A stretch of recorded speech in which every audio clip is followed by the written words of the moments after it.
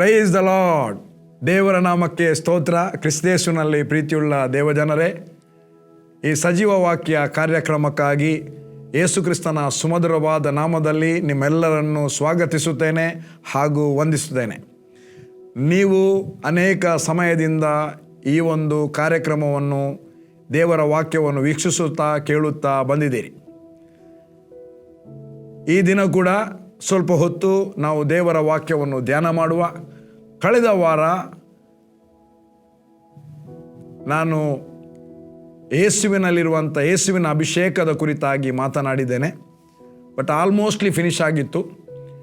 ಇವತ್ತು ದೇವರ ವಾಕ್ಯ ನಮಗೆ ಗೊತ್ತಿದೆ, ದೇವರು ಮಾತನಾಡಿದ್ದು ಸತ್ಯವೇದದಲ್ಲಿದೆ. ಈ ದೇವರು ನಮಗೆ ಯಾಕೆ ವಾಕ್ಯವನ್ನು ಕೊಟ್ಟಿದ್ದಾನೆ, ಯಾಕೆ ದೇವರು ನಮ್ಮ ಹತ್ರ ವಾಕ್ಯದ ಮೂಲಕ ಮಾತನಾಡಿದ್ದಾನೆ ಎಂಬುದಾಗಿ. ಸೊ ನೇರವಾಗಿ ದೇವರ ವಾಕ್ಯಕ್ಕೆ ನಾವು ಹೋಗೋಣ. ಮೇನ್ ದೇವರು ನಮಗೆ ತನ್ನ ವಾಕ್ಯವನ್ನು ಕೊಟ್ಟದ್ದು ಕೇವಲ ಪ್ರೀಚ್ ಮಾಡುವುದಕ್ಕೋಸ್ಕರ ಅಲ್ಲ, ನಾವು ಫಲಭರಿತವಾಗಿ ಜಯಭರಿತವಾಗಿ ದೇವರ ಕೃಪೆಯನ್ನು ಅನುಭವಿಸುತ್ತಾ ಜೀವಿಸುವುದಕ್ಕೋಸ್ಕರ ದೇವರು ನಮಗೆ ತನ್ನ ವಾಕ್ಯವನ್ನು ಕೊಟ್ಟಿದ್ದಾನೆ. ನಾವು ದೇವರ ವಾಕ್ಯವನ್ನು ಓದಿದರೆ ಅಥವಾ ಸಂದೇಶವನ್ನು ಕೇಳಿದರೆ ನಮ್ಮ ವಿಷಯವಾಗಿ ದೇವರು ಮಾಡಿದ ಉದ್ದೇಶ ಏನು, ನಮ್ಮ ಕುರಿತಾಗಿ ದೇವರಿಗೆ ಇರುವಂಥ ಆಲೋಚನೆ ಏನು, ಈ ಲೋಕದಲ್ಲಿ ದೇವರು ನಮಗೆ ಇಟ್ಟಿರುವಂಥ ಪರಲೋಕದ ಸಂಗತಿಗಳೇನು, ಸೈತಾನನ ಗತಿ ನಮಗೆ ಗೊತ್ತಾಗ್ತದೆ. ಆಲ್ರೆಡಿ ಇದೆ, ಸತ್ಯವೇದದಲ್ಲಿ ಬರೆಯಲ್ಪಟ್ಟಿದೆ. ಹಾಗಾಗಿ ನನ್ನ ಪ್ರಿಯ ದೇವಜನರೇ, ಪ್ರತಿಯೊಂದು ದಿನ ನಾವು ಫಲಭರಿತವಾಗಿ ಜಯಭರಿತವಾಗಿ ಜೀವಿಸುವುದಕ್ಕೋಸ್ಕರ, ಈ ಲೋಕದಲ್ಲಿ ನಡೆಯುವುದಕ್ಕೋಸ್ಕರ, ದೇವರ ರಾಜ್ಯದಲ್ಲಿ ಏನೆಲ್ಲ ನಮಗೆ ಇಟ್ಟಿದ್ದಾನೆ ಎಂಬುದಾಗಿ ನಮಗೆ ತಿಳುವಳಿಕೆ ಉಂಟಾಗುವುದಕ್ಕೋಸ್ಕರ ದೇವರು ನಮಗೆ ಉತ್ಕೃಷ್ಟವಾಗಿರುವ ತನ್ನ ವಾಕ್ಯವನ್ನು ಕೊಟ್ಟಿದ್ದಾನೆ. ಆತನ ಮಾತುಗಳೆಲ್ಲವೂ ಈ ಪುಸ್ತಕದಲ್ಲಿ ಬರೆಯಲ್ಪಟ್ಟಿದೆ. ಅದರ ಮರ್ಮಗಳು ಅಂಡರ್ಸ್ಟ್ಯಾಂಡ್ ಆದರೆ ನಮ್ಮ ಜೀವಿತಗಳು ಬದಲಾಗುತ್ತದೆ. ಅದಕ್ಕೋಸ್ಕರ ನಾವು ಜೀವಿಸುವುದಕ್ಕೋಸ್ಕರ ದೇವರು ತನ್ನ ಉತ್ಕೃಷ್ಟವಾದ ಮಾತುಗಳನ್ನು ನಮಗೆ ಕೊಟ್ಟಿದ್ದಾನೆ. ಹಾಗಾಗಿ ಇವತ್ತು ನಾವು ಸ್ವಲ್ಪ ಹೊತ್ತು ಧ್ಯಾನ ಮಾಡುವ. ಏನಕ್ಕೋಸ್ಕರ ದೇವರು, why God has given his word to us, ದೇವರು ನಮಗೋಸ್ಕರ ಆತನ ಮಾತುಗಳನ್ನು ಯಾಕೆ ಕೊಟ್ಟಿದ್ದಾನೆ. ಯೇಸು ಆಲ್ರೆಡಿ ಹೇಳಿದ್ದಾನೆ, 4ನೇ ಅಧ್ಯಾಯದಲ್ಲಿ ಸೈತಾನನು ಬರ್ತಾನೆ.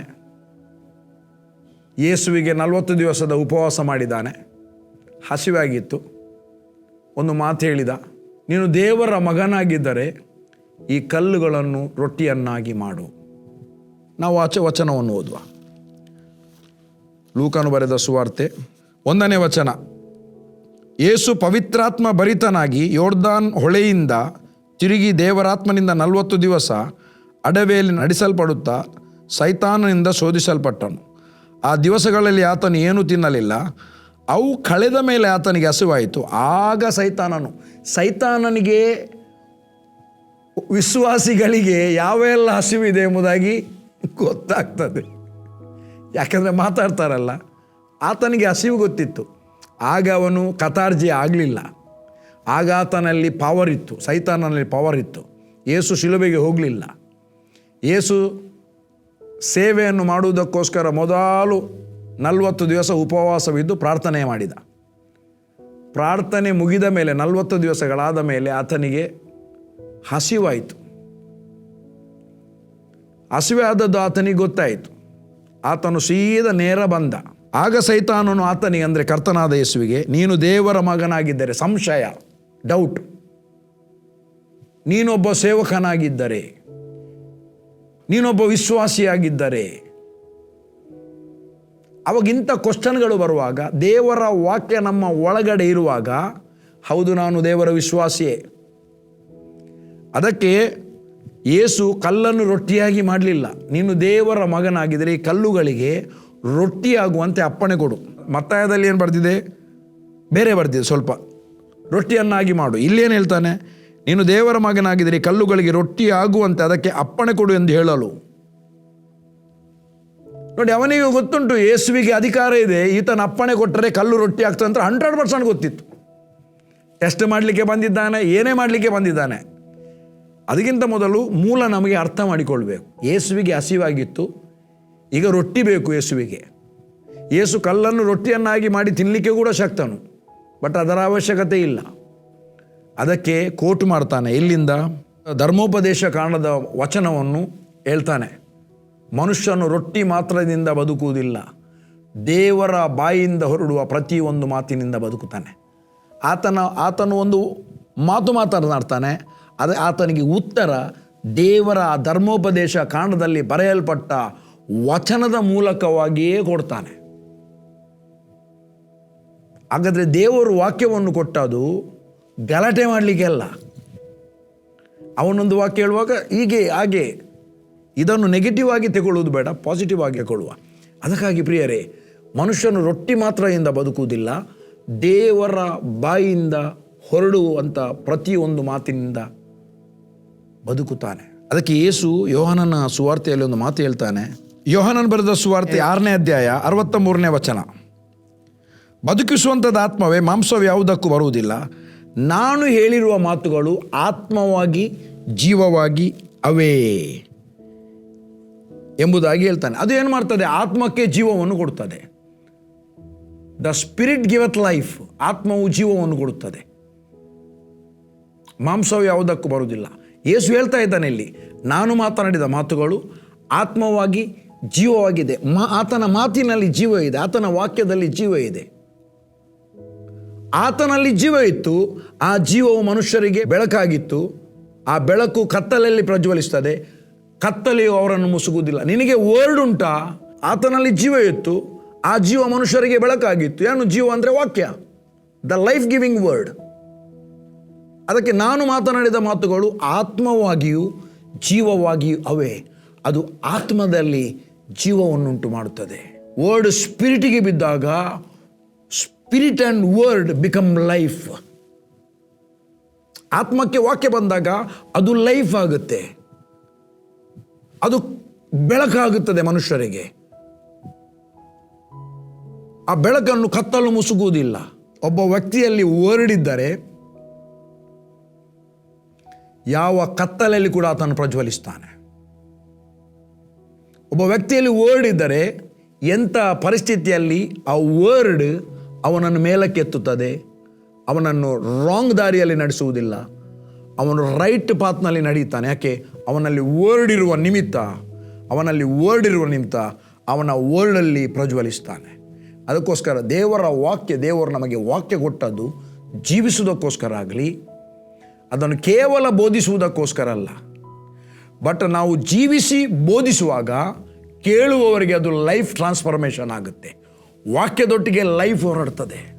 ಒಬ್ಬ ವ್ಯಕ್ತಿ ಜೀವಿಸಿ ಬೋಧಿಸುವಾಗ ಅವನಲ್ಲಿ ಅವನು ಬೋಧಿಸುವಂಥದ್ದನ್ನು ಜನರು ಕೇಳುವಾಗ ಅವನಿಗೆ ಲೈಫ್ ಇಂಪಾರ್ಟೇಷನ್ ಆಗುತ್ತೆ. ಇವನಲ್ಲಿರುವಂಥದ್ದು ಇಂಪಾರ್ಟೇಷನ್ ಆಗುವುದಿಲ್ಲ. ಒಂದು ವೇಳೆ ಅವನಲ್ಲಿ ಏನಾದರೂ ಪ್ರಾಬ್ಲಮ್ ಇದ್ದರೆ ಅದು ಇಂಪಾರ್ಟೇಷನ್ ಆಗುವುದಿಲ್ಲ. ನಿಮಗೆ ಒಬ್ಬ ವ್ಯಕ್ತಿ ತಲೆಗೆ ಕೈ ಇಟ್ಟು ಬ್ಲೆಸ್ ಮಾಡಬೇಕಾಗಿಲ್ಲ. ದೇವರ ವಾಕ್ಯವನ್ನು ಬೋಧಿಸುವಾಗ if it is right word, ನೀವು ಅದನ್ನು ಅಕ್ಸೆಪ್ಟ್ ಮಾಡಿದರೆ, ಆ ವಾಕ್ಯ ಪವಿತ್ರಾತ್ಮನ ಮೂಲಕವಾಗಿ ಬರುವಾಗ ಅದರಲ್ಲಿ ಸ್ಪಿರಿಟ್ ಇರುವುದರಿಂದ, ಲೈಫ್ ಇರುವುದರಿಂದ, ಆ ಲೈಫ್ ನೀವು ವಾಕ್ಯವನ್ನು ರಿಸೀವ್ ಮಾಡುವಾಗ ಆ ವಾಕ್ಯದಲ್ಲಿರುವ ಲೈಫ್ ನಿಮ್ಮಲ್ಲಿ ಇಂಪಾರ್ಟೇಷನ್ ಆಗುತ್ತೆ. ಆ ಇಂಪಾರ್ಟೇಷನ್ ಆದಾಗ ಆ ವರ್ಡ್ ನಿಮಗೆ ಲೈಫ್ ಆಗಿ ಬೆಳಕಾಗಿ ಮಾರ್ಪಡ್ತದೆ. ನೀವು ಕತ್ತಲಲ್ಲಿ ಕೂಡ ಪ್ರಜ್ವಲಿಸ್ತೀರಿ. ನಿಮ್ಮ ಜೀವಿತ ಇದ್ದಾಗಿರುವುದಿಲ್ಲ. ನಿಮ್ಮ ಜೀವಿತ ಮಹಿಮೆಯಿಂದ ಮಹಿಮೆಗೆ ಹಾದು ಹೋಗುತ್ತದೆ. Because that word has life. ಆ ವರ್ಡಿನಲ್ಲಿ ಲೈಫ್ ಇದೆ. ಆ ಲೈಫ್ ನೀವು ರಕ್ಷಣೆ ಹೊಂದಿದವರಿಗೆ ಅದು ಬರುವಾಗ ಇಂಪಾರ್ಟೇಷನ್ ಆಗ್ತದೆ. ಲಿಸನ್, ದೇವರ ವಾಕ್ಯ ಹೇಳ್ತದೆ, ಪವಿತ್ರಾತ್ಮನಿಲ್ಲದೆ ಯಾರು ಕೂಡ ಯೇಸುವನ್ನು ಕರ್ತನೆಂಬುದಾಗಿ ಒಪ್ಪಿಕೊಳ್ಳುವುದಿಲ್ಲ ಅಥವಾ ನಂಬುವುದಿಲ್ಲ. ಬಾರ್ನ್ ಆಗದೇ ಇದ್ದವನಲ್ಲಿ ಹೋಲಿ ಸ್ಪಿರಿಟ್ ಇದ್ದಾನ? ಇಲ್ಲ. ಹಾಗಾದರೆ ನೀನು ಅಭಿಷಕ್ತನು, ಪವಿತ್ರಾತ್ಮನು ನಿನ್ನ ಒಳಗೆ ಸುರಿಸಿದ್ದಾನೆ, ಅಭಿಷೇಕಿಸಿದ್ದಾನೆ. ನಿನ್ನ ಒಳಗೆ ಅಭಿಷೇಕ ಇದೆ, ಪವಿತ್ರಾತ್ಮನಿದ್ದಾನೆ. ಈಗ ನೀನು ವರ್ಡ್ನಲ್ಲಿ ಹುಟ್ಟಿದಿ. ಎಂಥ ವರ್ಡ್ನಲ್ಲಿ ಹುಟ್ಟಿದಿ? ನಾಶವಾಗದ ಸದಾ ಜೀವ ಇರುವ ದೇವರ ವಾಕ್ಯವೆಂಬ ಬೀಜದಿಂದ ನೀನು ಹುಟ್ಟಿದ್ದಿ. ಅನ್ಪೆರಿಷೇಬಲ್ ಸೀಡ್ನಿಂದ ನೀನು ಹುಟ್ಟಿದ್ದಿ. ನೀನು ವಾಕ್ಯದಲ್ಲಿ ಹುಟ್ಟಿದ್ದು, ವಾಕ್ಯ ನಿನಗೊಳಗಿದೆ, ಪವಿತ್ರಾತ್ಮನಿದ್ದಾನೆ. Word and spirit together live in this body. ಸ್ಪಿರಿಟಿಗೆ ವರ್ಡ್ ಬಿದ್ದಾಗ ಬ್ಲಾಸ್ಟ್ ಆಗುತ್ತೆ, ಲೈಫ್ ಫ್ಲೋ ಆಗುತ್ತೆ. ನೀನೊಬ್ಬನಿಗೆ ಸುವಾರ್ತೆ ಸಾರ್ತಿ. ಯೇಸು ಯಾತಕ್ಕೋಸ್ಕರ ಸತ್ತಿದ್ದಾನೆ, ಹೂಣಲ್ಪಟ್ಟಿದ್ದಾನೆ, ಜೀವಿತನಾಗಿ ಎದ್ದು ಬಂದಿದ್ದಾನೆ. ನೀನು ಹೇಳುವಾಗ ಅವನು ನಿನ್ನ ಮಾತಿಗೆ ಕಿವಿ ಕೊಡ್ತಾನೆ. ಕಿವಿ ಕೊಡ್ತಾ ಇರುವಾಗ ನಿನ್ನ ಒಳಗೆ ಪವಿತ್ರಾತ್ಮನಿದ್ದಾನೆ. ವರ್ಡ್ ನೀನು ಮಾತನಾಡುವಾಗ ಆ ವರ್ಡ್ ಸ್ಪಿರಿಟ್ನೊಟ್ಟಿಗೆ ಹೋಗುತ್ತೆ. ಸ್ಪಿರಿಟ್ನೊಟ್ಟಿಗೆ ಹೋಗುವಾಗ ಅವನ ಆ ವರ್ಡನ್ನು ಎಕ್ಸೆಪ್ಟ್ ಮಾಡುವಾಗ, ಆ ವಾಕ್ಯವನ್ನು ಎಕ್ಸೆಪ್ಟ್ ಮಾಡುವಾಗ, ಪವಿತ್ರಾತ್ಮನ ಮೂಲಕವಾಗಿ ಆತನ ಎಕ್ಸೆಪ್ಟ್ ಮಾಡಿದ.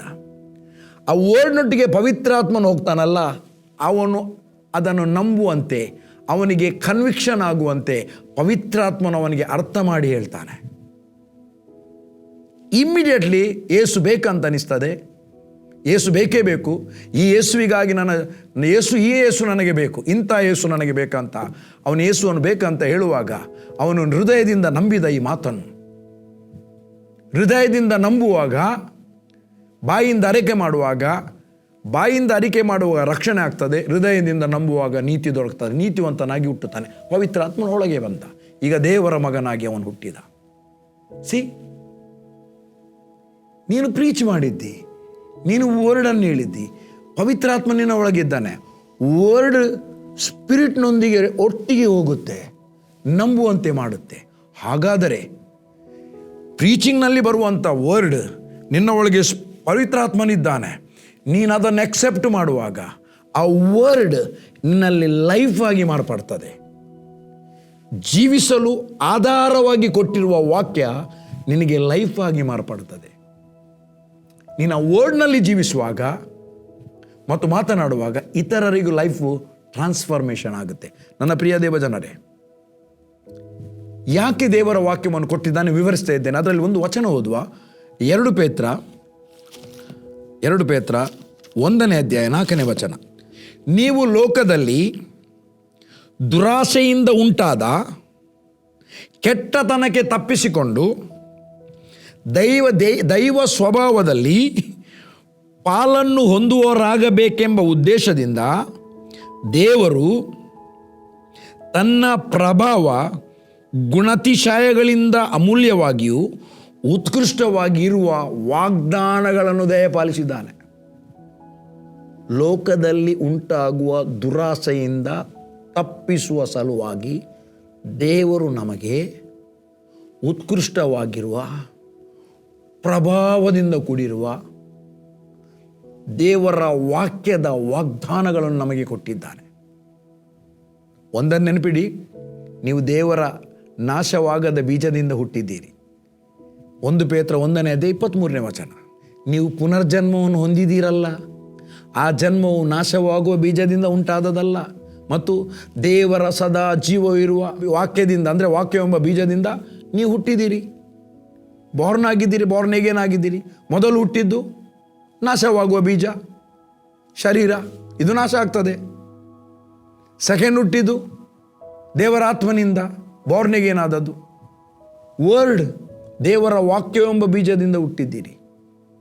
ನೀವು ವರ್ಡ್ನಲ್ಲಿ ಹುಟ್ಟಿದ್ದು, ದೇವರ ವಾಕ್ಯ ನಾಶವಾಗದ ಬೀಜದಿಂದ, ಸದಾ ಜೀವವಿರುವ ದೇವರ ವಾಕ್ಯವೆಂಬ ಬೀಜದಿಂದ ಹುಟ್ಟಿದ್ದೀರಿ. ನಾನು ಹುಟ್ಟಿದ್ದೇನೆ. ಹಾಗಾಗಿ ಪ್ರಿಯರೇ, ಅದಕ್ಕೋಸ್ಕರ 4ನೇ ಅಧ್ಯಾಯ ಇಬ್ರಿಯ 12ನೇ ವಚನವನ್ನು ಓದುವಾಗ ದೇವರ ವಾಕ್ಯ ಎಂಥದ್ದು, ಆ ನಾಶವಾಗದ ಬೀಜವಾಗಿರುವ ದೇವರ ವಾಕ್ಯ ಎಂತಹ ವಾಕ್ಯ, ಅದು ಸಜೀವವಾದ ವಾಕ್ಯ. ಅದಕ್ಕೆ ಜೀವ ಇದೆ. ಅದು ಎಲ್ಲಿಗೆ ಹೋಗ್ತದೆ ಅಲ್ಲಿ ಜೀವವನ್ನು ಉಂಟು ಮಾಡ್ತದೆ. ಅದಕ್ಕೆ 4ನೇ ಅಧ್ಯಾಯ ಇಬ್ರಿಯ ಗ್ರಂಥದಲ್ಲಿ ಅವನು ಹೇಳ್ತಾನೆ, ದೇವರ ವಾಕ್ಯವು ಸಜೀವವಾದದ್ದು, ಕಾರ್ಯಸಾಧಕವಾದದ್ದು. ಓದುವ. ಯಾಕೆಂದರೆ ದೇವರ ವಾಕ್ಯವು 1ನೇ ಅಧ್ಯಾಯದಿಂದ 4ನೇ ಅಧ್ಯಾಯ ಬರೀತಾ ಬರುವಾಗ ಒಂದು ನೆನಪಿಟ್ಟುಕೊಳ್ಬೇಕು. ದೇವಸೇವಕರು ಒಂದು ಸಭೆಗಳಿಗೆ ಪತ್ರಿಕೆಯನ್ನು ಬರೆಯುವಾಗ ಅವರು ಅಧ್ಯಾಯಗಳಾಗಿ ವಚನಗಳಾಗಿ ಬರೆಯಲಿಲ್ಲ. 1ನೇ ವಚನ 2ನೇ ವಚನ, ಅವರು ಪತ್ರಿಕೆಯನ್ನು ಬರೆಯುತ್ತಾ ಹೋದರು. ಹಾಗೆ ಈ 1ನೇ ಅಧ್ಯಾಯ 1ನೇ ವಚನದಿಂದ 4ನೇ ಅಧ್ಯಾಯ 11ನೇ ವಚನದವರೆಗೆ ಎಲ್ಲವನ್ನು ಬರೆದ ಮೇಲೆ ಅವನು ಅದೆಲ್ಲ ಬರೆದದ್ದು ಯಾಕೆಂದರೆ, ಇಷ್ಟು ಸಂಗತಿಗಳನ್ನು ನಾನು ಬರೆದದ್ದು ಯಾಕೆಂದರೆ ದೇವರ ವಾಕ್ಯವು ಸಜೀವವಾದದ್ದು,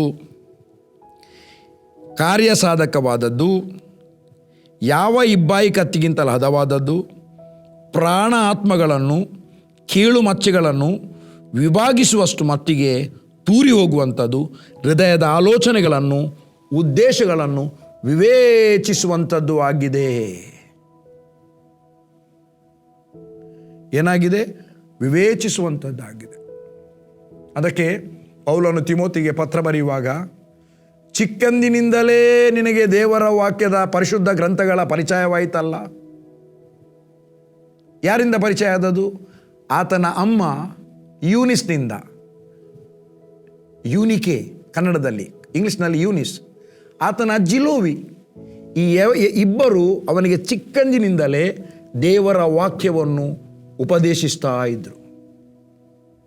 ಯೇಸುವಿನ ಜನನ, ಯೇಸುವಿನ ಮರಣ, ಯೇಸು ಮಾಡಿದ ಅದ್ಭುತ ಕಾರ್ಯ, ಮೋಶೆಯ ಕಾರ್ಯಗಳು, ನಂತರ ಯೇಸು ಬಂದು ಎಲ್ಲವನ್ನು ವಿವರವಾಗಿ ಬಿಡಿಸಿದ್ದಾರೆ. ಚಿಕ್ಕಂದಿನಿಂದಲೇ ಆತನ ಹೃದಯದೊಳಗೆ ವಾಕ್ಯ ಬಿತ್ತಿದ್ದಾರೆ. ಅವನು ಬೆಳೆದು ಸೇವಕನಾದ, ಈಗ ಅಪೊಸ್ತಲನಾಗಿದ್ದಾನೆ. ಆ ಗ್ರಂಥಗಳು ಏನಾಗಿವೆ? ಆ ವಾಕ್ಯಗಳು ಏನಾಗಿವೆ? 2 ತಿಮೋತಿ 3ನೇ ಅಧ್ಯಾಯ 14ರಿಂದ ಓದ್ತೇನೆ ನಾನು. ನೀನಾದರೂ ಕಲಿತು ದೃಢವಾಗಿ ನಂಬಿದ ಬೋಧನೆಗಳಲ್ಲಿ ನೆಲೆಯಾಗಿರು. ಕಲಿಸಿಕೊಟ್ಟವರು ಯಾರೆಂದು ಆಲೋಚನೆ ಮಾಡು. ಚಿಕ್ಕಂದಿನಿಂದಲೂ ನಿನಗೆ ಪರಿಶುದ್ಧ ಗ್ರಂಥಗಳ ಪರಿಚಯವಾಯ್ತಲ್ಲ. ಆ ಗ್ರಂಥಗಳು, ಆ ವಾಕ್ಯಗಳು ಕ್ರಿಸ್ತ ಯೇಸುವಿನಲ್ಲಿರುವ ನಂಬಿಕೆಯ ಮೂಲಕ ರಕ್ಷಣೆ ಹೊಂದಿಸುವ ಜ್ಞಾನವನ್ನು ಕೊಡುವುದಕ್ಕೆ ಶಕ್ತವಾಗಿದೆ. ಮುಂದೆ ಹೇಳ್ತಾನೆ, ದೈವ ಪ್ರೇರಿತವಾದ ಪ್ರತಿಯೊಂದು ಶಾಸ್ತ್ರವು ಉಪದೇಶಕ್ಕೂ ಖಂಡನೆಗೂ ತಿದ್ದುಪಾಟಿಗೂ ನೀತಿ ಶಿಕ್ಷೆಗೂ ಉಪಯುಕ್ತವಾಗಿದೆ. ಅದರಿಂದ ಆ ವಾಕ್ಯದಿಂದ ದೇವರ ಮನುಷ್ಯನು ಪ್ರವೀಣತೆಗೆ ಬಂದು ಸಕಲ ಸತ್ಕಾರ್ಯಕ್ಕೆ ಸಿದ್ಧನಾಗುತ್ತಾನೆ. ಅದಕ್ಕೆ ಮೋಶೆ ಸತ್ತ ಹಳೆ ಒಡಂಬಡಿಕೆಯಲ್ಲಿ. ಮೋಶೆಯ ಶಿಷ್ಯನಾದ ನೂನನ ಮಗನಾದ ಯೋಶುವನಿದ್ದ. ಆತನ ಮೊದಲನೇ ಹೆಸರು ಹೋಶೇಯ. ಯೋಶುವನ ಮೊದಲನೇ ಹೆಸರು ಹೋಶೇಯ.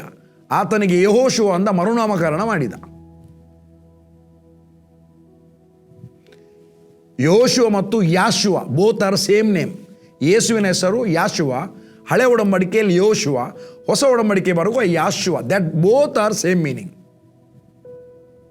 ಅಲ್ಲಿ 1ನೇ ಅಧ್ಯಾಯ ಯೋಶುವ 9ನೇ ವಚನದಲ್ಲಿ 1ನೇ ಅಧ್ಯಾಯದಲ್ಲಿ ಬರುವಾಗ ಹೇಳ್ತಾನೆ, ನನ್ನ ಸೇವಕನಾದ ಮೋಶೆ ಸತ್ತನು, ಈಗ ನೀನು ಎದ್ದು ಪ್ರಜಾ ಸಹಿತವಾಗಿ ಸಮೇತ ಅವರನ್ನು ನಡೆಸಬೇಕು, ನಾನೇ ನಿನ್ನೊಂದಿಗಿದ್ದೇನಂತ. ಅದಕ್ಕೆ 9ನೇ ವಚನ ಯೋಶುವ 1ನೇ ಅಧ್ಯಾಯ 8 ಮತ್ತು 9 ಓದುವಾಗ ಭಾಳ ಸುಂದರವಾಗಿ ಮಾತನಾಡ್ತಾನೆ. 8ನೇ ವಚನ, ಈ ಧರ್ಮಶಾಸ್ತ್ರ ಯಾವಾಗಲೂ ನಿನ್ನ ಬಾಯಲ್ಲಿರಲಿ.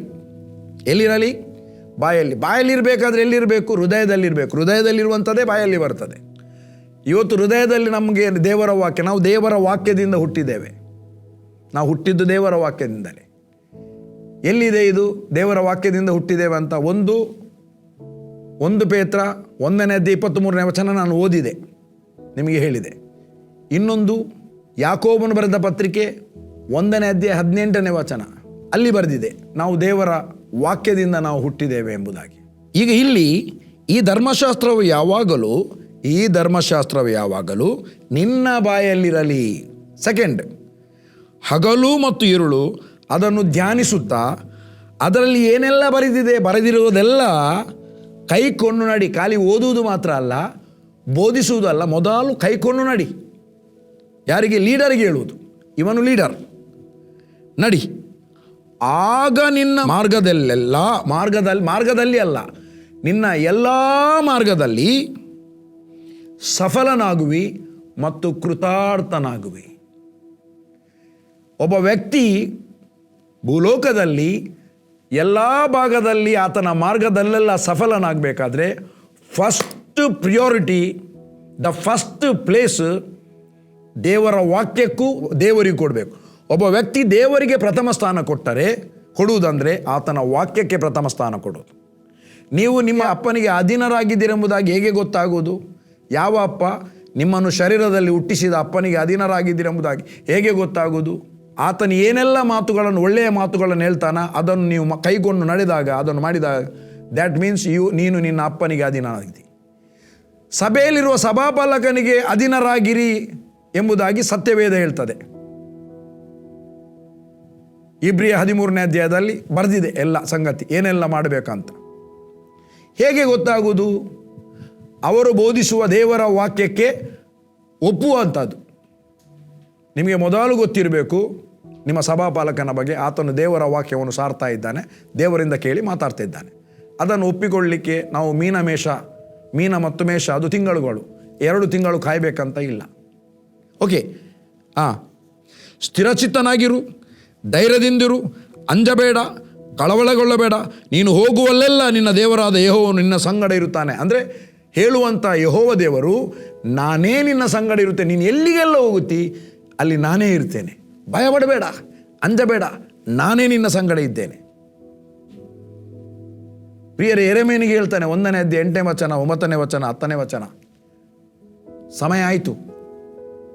ಇದನ್ನೆಲ್ಲ ನೀವು ಓದಿ ಅದನ್ನು. ಯೆಶಾಯ 55ನೇ ಅಧ್ಯಾಯ 10ನೇ ವಚನ ಏನು ಹೇಳ್ತದೆ? ಆಕಾಶದಿಂದ ಬಿದ್ದ ಮಳೆ ಭೂಮಿಯನ್ನು ಹದ ಮಾಡಿ, ಬಿತ್ತುವವನಿಗೆ ಬೀಜವನ್ನು, ಉಣ್ಣುವವನಿಗೆ ಆಹಾರವನ್ನು ಕೊಡದೆ ಹೇಗೆ ವ್ಯರ್ಥವಾಗಿ ಹಿಂದಿರುಗಿ ಹೋಗುವುದಿಲ್ಲವೋ, ಹಾಗೆ ನನ್ನ ಬಾಯಿಂದ ಹೊರಟಂಥ ಮಾತು ನಾನು ಉದ್ದೇಶಿಸಿದ ಉದ್ದೇಶವನ್ನು ನೆರವೇರಿಸದೆ, ಅಂದರೆ ಯಾರಲ್ಲಿ? ನಿನ್ನಲ್ಲಿ ನೆರವೇರಿಸದೆ ಅದು ವಚನ ವ್ಯರ್ಥವಾಗಿ ಹಿಂದಿರುಗುವುದಿಲ್ಲ. ಅಷ್ಟು ಪವರ್ ಇದೆ ದೇವರ ವಾಕ್ಯಕ್ಕೆ, ಅಷ್ಟು ಪವರ್ ದೇವರ ವಾಕ್ಯಕ್ಕೆ ಇದೆ.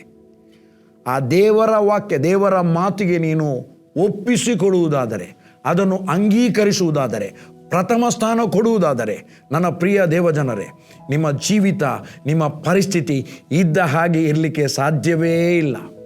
ಯಾಕೆ? ದೇವರ ವಾಕ್ಯ ಸುಳ್ಳಲ್ಲ, ಅದು ಎಂಪ್ಟಿ ವರ್ಡ್ ಅಲ್ಲ, ಪವರ್ ಫಿಲ್ಡ್ ವರ್ಡ್. ಅದಕ್ಕಾಗಿ ಪ್ರಿಯ ದೇವಜನರೇ, ನಾವು ಪ್ರಾರ್ಥನೆ ಮಾಡುವ. ನಾನು ನಿಲ್ಲಿಸ್ತೇನೆ. ಕ್ರಿಸ್ತನಲ್ಲಿ ಪ್ರಿಯರೇ, ಒಂದು ವಿಷಯ ಮಾತಾಡಲಿಕ್ಕಿದೆ. ನಾನು ಎವ್ರಿಡೇ ಬೆಳಿಗ್ಗೆ 6:30 ಗಂಟೆಯಿಂದ 7 ಗಂಟೆ ತನಕ ಲೈವ್ ಬೈಬಲ್ ಸ್ಟಡಿ ಮಾತನಾಡ್ತಾ ಇದ್ದೇನೆ. ಜಾನ್ ಅಮ್ಮಣ್ಣ ಎಂಬ ಚಾನಲ್ನಲ್ಲಿ ಮಾತಾಡ್ತಾ ಇದ್ದೇನೆ, ಯೂಟ್ಯೂಬ್ ಚಾನಲ್ನಲ್ಲಿ ಮತ್ತು ಫೇಸ್ಬುಕ್ನಲ್ಲಿ ಮಾತಾಡ್ತಾ ಇದ್ದೇನೆ. ನೀವು ಅದನ್ನು ನೋಡಿ ಇತರರಿಗೆ ಹಂಚಿ, ಮತ್ತು ನನ್ನ 2 ಚಾನಲ್ನನ್ನು ಸಬ್ಸ್ಕ್ರೈಬ್ ಮಾಡಿ. ಯೂಟ್ಯೂಬ್ ಚಾನಲ್ ಜಾನ್ ಅಮ್ಮಣ್ಣ, ಅದನ್ನು ಸಬ್ಸ್ಕ್ರೈಬ್ ಮಾಡಿ. ಮತ್ತು ಕೊಡುವಂಥ ಸಂದೇಶ, ಉಪದೇಶ, ಈಗ ನಾನು ಪವಿತ್ರಾತ್ಮ ನಮಗೆ ಯಾಕೆ ಬೇಕಂತ ಮಾತಾಡ್ತಾ ಇದ್ದೇನೆ. ಗುರುವಾರಕ್ಕೆ 14ನೇ ಎಪಿಸೋಡ್ ಆಗಿದೆ. ನೀವು ನೋಡಿ, ಕೇಳಿ, ಮತ್ತು ಅನೇಕರಿಗೆ ಅದನ್ನು ಶೇರ್ ಮಾಡಿ, ಮತ್ತು ನಿಮ್ಮ ಕುಟುಂಬದ ಎಲ್ಲ ಜನರಿಗೆ ಹೇಳಿ ನನ್ನ ಚಾನಲನ್ನು ಸಬ್ಸ್ಕ್ರೈಬ್ ಮಾಡಲಿಕ್ಕೆ. ಎಲ್ಲರಿಗೆ ಸ್ಪ್ರೆಡ್ ಆಗಲಿ. ಕರ್ತನ ಬರೋಣ ಬೇಗ ಇದೆ. ಮತ್ತು ನನ್ನ ಜಾನ್ ಅಮ್ಮಣ್ಣ ಫೇಸ್ಬುಕ್ಕು, ಅದಕ್ಕೆ ಲೈಕ್ ಮಾಡಿ, ಕಮೆಂಟ್ಸ್ ಮಾಡಿ. God bless you. You are blessed. Thank you Lord. ತಂದೆಯಾದ ದೇವರೇ, ನಿನ್ನ ಘನವುಳ್ಳ ನಾಮಕ್ಕೆ ಸ್ತೋತ್ರವನ್ನು ಸಲ್ಲಿಸುತ್ತೇನೆ. ಈ ದಿನ ನೀನು ನಿನ್ನ ಜನರಿಗೋಸ್ಕರ, ನಮಗೋಸ್ಕರ ಕೊಟ್ಟಿರುವ ನಿನ್ನ ಮನ್ನಕ್ಕಾಗಿ ಸ್ತೋತ್ರಪ್ಪ. ಈ ವಾಕ್ಯ ಜನರು ಅಳವಡಿಸಲಿ, ನಿನ್ನ ವಾಕ್ಯಕ್ಕೆ ಪ್ರಥಮ ಸ್ಥಾನ ಕೊಡಲಿ, ಕೈಕೊಂಡು ನಡೆಯಲಿ ಮತ್ತು ಕೃತಾರ್ಥರಾಗಲಿ, ದೃಢಚಿತ್ತರಾಗಲಿ, ಹೋಗುವ ಮಾರ್ಗದಲ್ಲೆಲ್ಲ ಸಫಲವಾಗಲಿ, ಅವರ ಮಕ್ಕಳು ಸಫಲರಾಗಲಿ, ಅವರ ಜೀವಿತ ಸಫಲವಾಗಲಿ ಎಂಬುದಾಗಿ ಪ್ರಾರ್ಥಿಸ್ತೇನೆ.